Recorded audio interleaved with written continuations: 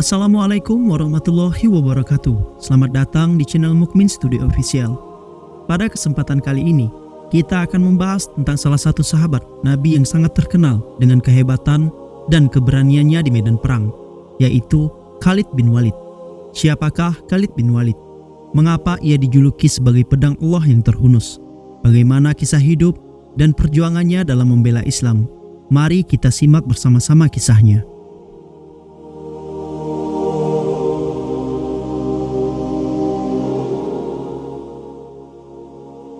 Khalid bin Walid lahir pada tahun 592 Masehi dari pasangan Walid bin Al-Mughirah dan Lubahah binti Al-Marid.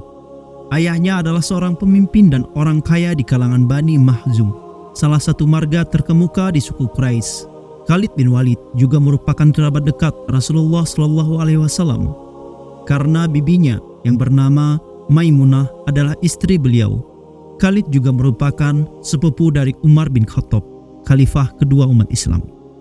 Sejak kecil, Khalid bin Walid sudah menunjukkan bakat sebagai seorang pejuang dan panglima.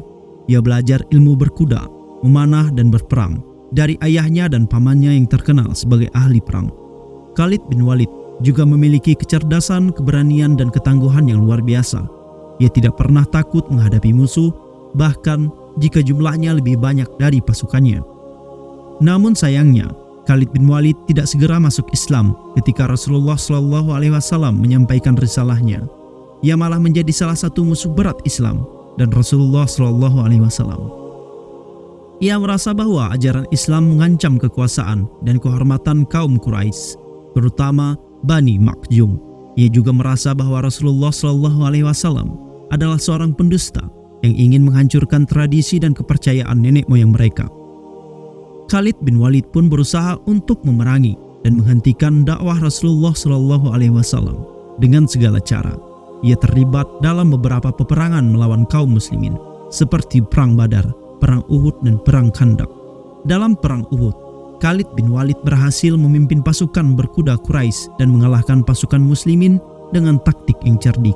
Ia memanfaatkan kesempatan ketika pasukan muslimin lengah dan tergoda dengan harta rampasan perang. Ia menyerang mereka dari belakang secara mendadak dan membuat mereka kocar-kacir.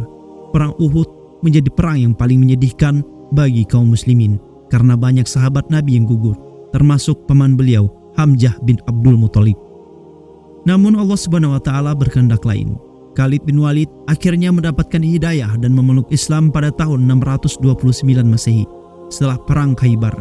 Ia menyadari bahwa Islam adalah agama yang benar dan Rasulullah SAW adalah utusan Allah yang sebenarnya. Ia pun datang ke Madinah bersama saudaranya Walid bin Walid untuk menemui Rasulullah SAW dan mengucapkan syahadat. Rasulullah SAW menyambut mereka dengan gembira dan berkata, "Sesungguhnya aku telah mengharapkan kedatangan kalian, karena Allah telah memberitahukannya kepadaku di malam sebelum kalian datang."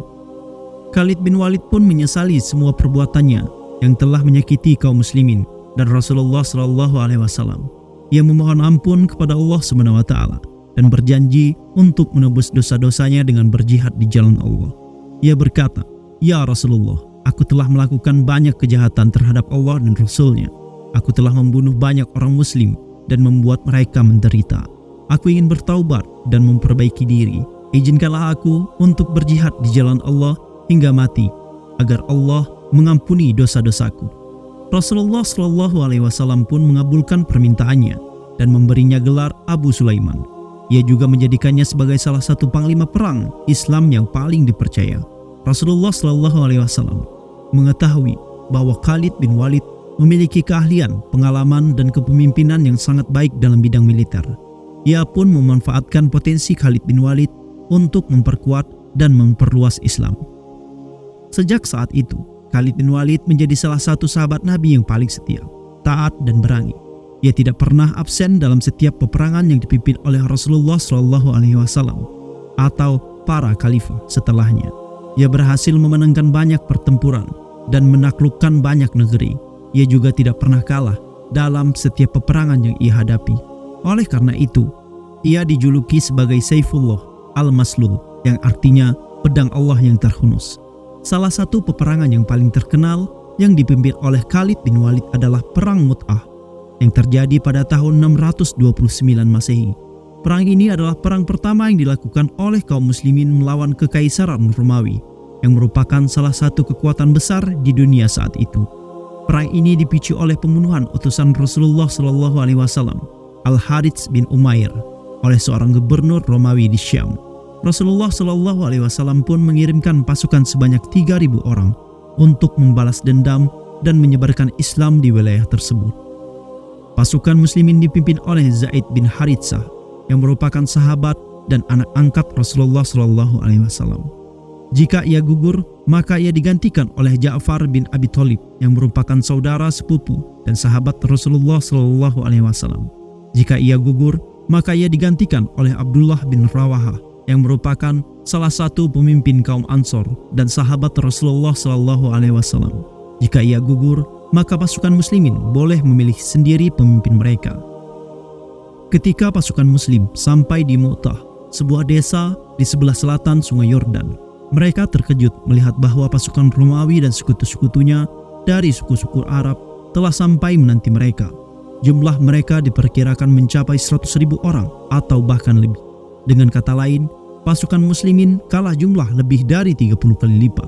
Namun, pasukan muslimin tidak gentar. Mereka percaya bahwa Allah SWT bersama mereka dan akan memberikan mereka kemenangan atau syahid. Mereka pun bersiap untuk berperang dengan penuh semangat dan keberanian. Zaid bin Harits, sang panglima, mengibarkan bendera Rasulullah SAW dan memimpin pasukan muslimin menuju medan perang. Perang pun pecah dengan sengit. Pasukan muslimin berjuang dengan gagah berani melawan pasukan Romawi yang lebih besar dan lebih kuat. Mereka tidak mundur sedikit pun, meskipun banyak yang terluka dan gugur. Zaid bin Haritsah, sang panglima, menjadi salah satu korban pertama. Ia terkena panah musuh dan gugur syahid di medan perang. Bendera Rasulullah SAW pun jatuh dari tangannya. Kemudian Ja'far bin Abu Thalib mengambil alih bendera dan kepemimpinan pasukan muslim. Ia pun berjuang dengan gigih dan mengayunkan pedangnya dengan kedua tangannya. Namun, ia juga terkena panah musuh dan tangannya putus. Ia pun memeluk bendera dengan kedua lengannya yang tersisa. Hingga akhirnya, ia juga gugur syahid. Abdullah bin Rawahah pun menggantikannya sebagai pemimpin pasukan muslim. Ia juga berani menghadapi pasukan Romawi yang besar dan kuat. Ia berdoa kepada Allah SWT agar memberinya kemenangan atau syahid. Namun, takdir Allah SWT adalah bahwa ia juga gugur syahid di medan perang. Ketika ketiga pemimpin pasukan muslimin telah gugur, pasukan muslimin bingung dan tidak tahu siapa yang harus mereka pilih sebagai pemimpin mereka. Mereka pun menoleh ke arah Khalid bin Walid yang saat itu berada di sayap kanan pasukan muslimin. Mereka melihat bahwa Khalid bin Walid adalah seorang pejuang yang tangguh dan berpengalaman. Mereka pun memilihnya sebagai pemimpin mereka dan memberikan bendera Rasulullah SAW kepadanya. Khalid bin Walid menerima bendera dan tanggung jawab tersebut dengan penuh kesungguhan. Ia pun memimpin pasukan muslimin dengan bijak dan cermat. Ia mengatur strategi dan taktik perang yang cerdik dan mengagumkan. Ia membagi pasukan muslimin menjadi beberapa kelompok dan mengubah formasi mereka secara terus-menerus. Ia juga memanfaatkan medan perang yang berbukit-bukit untuk menyembunyikan gerakan pasukan muslimin. Ia membuat pasukan Romawi bingung dan tidak bisa memperkirakan jumlah dan posisi pasukan muslimin. Ia juga mengadu domba pasukan Romawi dengan sekutu-sekutunya dari suku-suku Arab. Ia berhasil membuat mereka saling curiga dan bertikai. Dengan taktik-taktik yang Khalid bin Walid lakukan, pasukan muslimin berhasil bertahan dan mengimbangi pasukan Romawi. Mereka tidak kalah jumlah dan kekuatan, meskipun sebenarnya mereka kalah telak. Mereka juga berhasil menimbulkan banyak korban di pihak pasukan Romawi. Khalid bin Walid sendiri bertarung dengan sangat gagah berani. Ia mengayunkan pedangnya dengan kuat dan tajam. Ia mengalahkan banyak musuh dan tidak ada yang bisa menghentikannya. Ia bahkan kehilangan 9 pedang karena patah atau terlepas dari tangannya. Ia pun terus mengganti pedangnya dengan pedang musuh yang ia kalahkan. Perang Mu'tah berlangsung selama 3 hari dan 3 malam. Pada hari ketiga, Khalid bin Walid melihat bahwa pasukan muslimin sudah sangat lelah dan kehabisan tenaga. Ia pun memutuskan untuk mundur secara teratur dan berhati-hati.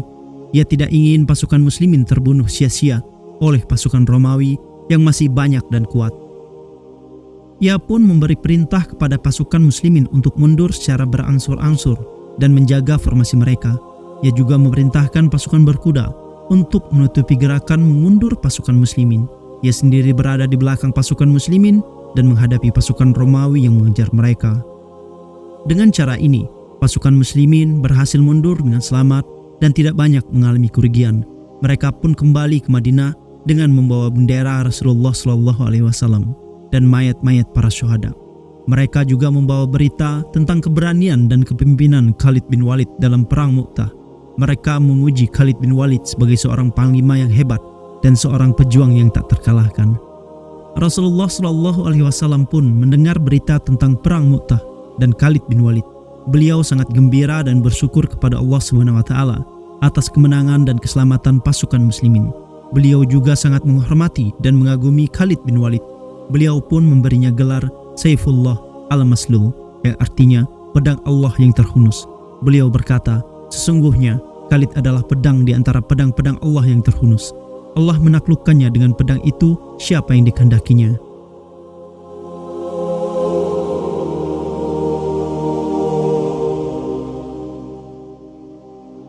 Demikianlah kisah Khalid bin Walid dalam perang Mu'tah, salah satu peperangan yang paling menakjubkan dalam sejarah Islam.